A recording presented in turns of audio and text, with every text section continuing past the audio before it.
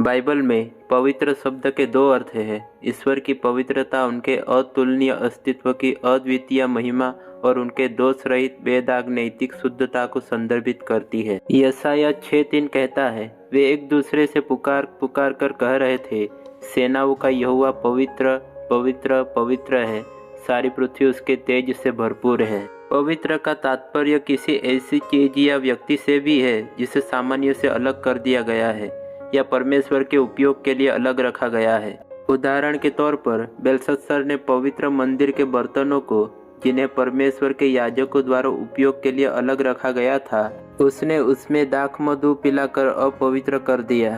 Belshazzar द्वारा इन पवित्र कलाकृतियों के दुरुपयोग ने उसे अपवित्रकरण का दोषी बना दिया, जैसा दानियल 5:2-4 में लिखा है। अपने बनाए प्राणियों के विपरीत ईश्वर शाश्वत, सर्वव्यापी, सर्वशक्तिमान और सर्वज्ञ है।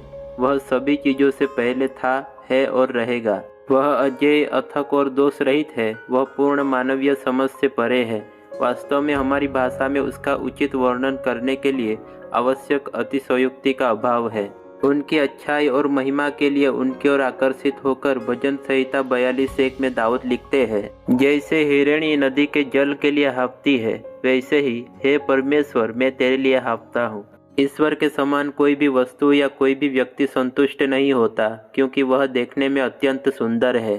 यहोशू 13:33 कहता है, सांसारिक धन तो नष्ट हो जाएगा, परंतु यहोवा हमारा बड़ा प्रतिफल और नीच भाग है। और फिर भी परमेश्वर की पवित्रता नश्वर मनुष्य के दिलों और दिमागों में कुछ दुविधा प्रस्तुत करती है। हम उसके लिए तैयार हैं, क्योंकि यह वह है जिसने हमें बनाया है, जैसे उत्पत्ति 1:27 में लिखा है। लेकिन स्वाभाविक रूप से हम उनकी राजसी महिमा के सभी प्रकट प्रकाश में भी काम करते हैं।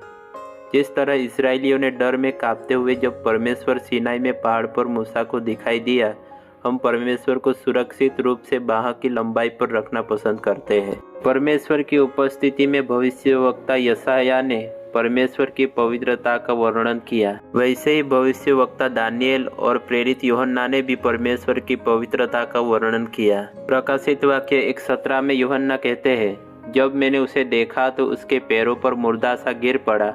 उसने मुझ पर अपना दाहिना हाथ रखकर कहा, मत डर, मैं प्रथम और अंतिम और जीवता हूँ। पहला पत्रस 1:15-16 बताता है, पर जैसा तुम्हारा बुलाने वाला पवित्र है, वैसे ही तुम भी अपने सारे चाल चलन में पवित्र बनो, क्योंकि लिखा है, पवित्र बनो क्योंकि मैं पवित्र हूँ। ईश्वर की पवित्रता को हमारे हृदयों को निरंतर स्तुति और आराधना के लिए प्रेरित करना चाहिए। हम उसमें प्रसन्न होते हैं क्योंकि उसी में हमारा अंतिम उद्देश्य और अस्तित्व का कारण है। ईश्वर से अलग रहने वाला कोई भी व्यक्ति वास्तव में संपूर्ण नहीं है। जो लोग विश्वास करते हैं उनके लिए वह स्वयं को दे देता है। ईश्वर एक इच्छा या सांसारिक लक्ष्य को प्राप्त करने के साधन से कहीं अधिक है, क्योंकि वह हमारी सबसे बड़ी भलाई है। ईश्वर स्वयं में एक अंत है। यद्यपि ईश्वर हमारे सर्वोच्च सम्मान और आदरपूर्ण भय के योग्य है, वह न तो दूर है और न ही अलग है। वह हमारे साथ घनिष्ठता चाहता है। हमारे द्वारा किए गए पापों, हमारी सोच की लगातार मूर्खता, हमारे चरित्र पर दाग लगाने वाले घमंड और हमारे विश्वास में शर्मनाक खामियों के बावजूद परमेश्वर अपने पुत्र यीशु के मुक्ति कार्य के माध्यम से खुली बाहों से हमारा स्वागत करते हैं। दूसरा कोरिन्थियों 5:21 में पौलुस बताता है, जो पाप से अज्ञात था उसी को उसने हमारे लिए पाप ठहराया कि हम उसमें होकर परमेश्वर की धार्मिकता बन जाए। यह सत्य है कि हम ईश्वर से मित्र के रूप में संपर्क कर सकते हैं, लेकिन हमें उसे कभी भी अपने बराबर नहीं मानना चाहिए। हमारे साथ घनिष्ठता की परमेश्वर की इच्छा को नज़रअंदाज नहीं किया जा सकता। जिन लोगों ने मसीह यीशु को उद्धारकर्ता के रूप में अपना विश्वास रखा है, वह प्यार से उन्हें बेटों और बेटियों के रूप में अपनाता है और उन्हें उसे पिता कहने के लिए प्रोत्साहित करता है। एक पवित्र और निर्दोष ईश्वर क्रोध के बच्चों को पाल सकता है। यह लगभग अकल्पनीय है। फिर भी यीशु मसीह के शुद्ध रक्त के माध्यम से नीच और अपवित्र प्यारे बच्चों में बदल जाते हैं। हम अनंत काल के इस पक्ष में पवित्रता या पाप रहित पूर्णता प्राप्त नहीं करेंगे, लेकिन हमारे जीवन में ईश्वर की बेदाग पवित्रता प्रतिबिंबित होनी चाहिए। प्रभु यीशु ने हमें पृथ्वी का नमक बनने के लिए बुलाया है, जैसा मत्ती 5:13 में लिखा है।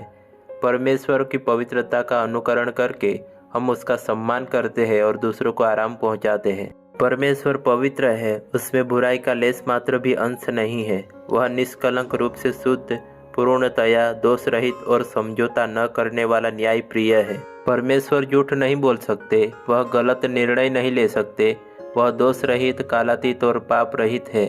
इसके विपरीत हम पाप से कलंकित, दोषपूर्ण मनुष्य हैं। सभी अधिकारों से एक पवित्र और धर्मी परमेश्वर को पापियों का न्याय करना चाहिए और पाप की मजदूरी तो मृत्यु है। शुक्र है हम मसीह यीशु पर उद्धारकर्ता के रूप में भरोसा रखकर परमेश्वर के क्रोध से बच सकते हैं। यदि यह यीशु मसीह के सुसमाचार के लिए नहीं होता तो परमेश्वर की पवित्रता मानव जाति का सबसे बड़ा भय होती, क्योंकि कोई भी पापी उसकी महिमा की उपस्थिति में खड़ा नहीं हो सकता। लेकिन विश्वास के एक सरल कार्य के माध्यम से जो लोग यीशु को उद्धारकर्ता मानते हैं उन्हें क्षमा कर दिया गया है। खोए हुए लोगों के लिए ईश्वर की पवित्रता एक भयानक बात है, लेकिन छुटकारा पा चुके लोगों के लिए ईश्वर की पवित्रता हमारी सबसे बड़ी भलाई है। आमीन।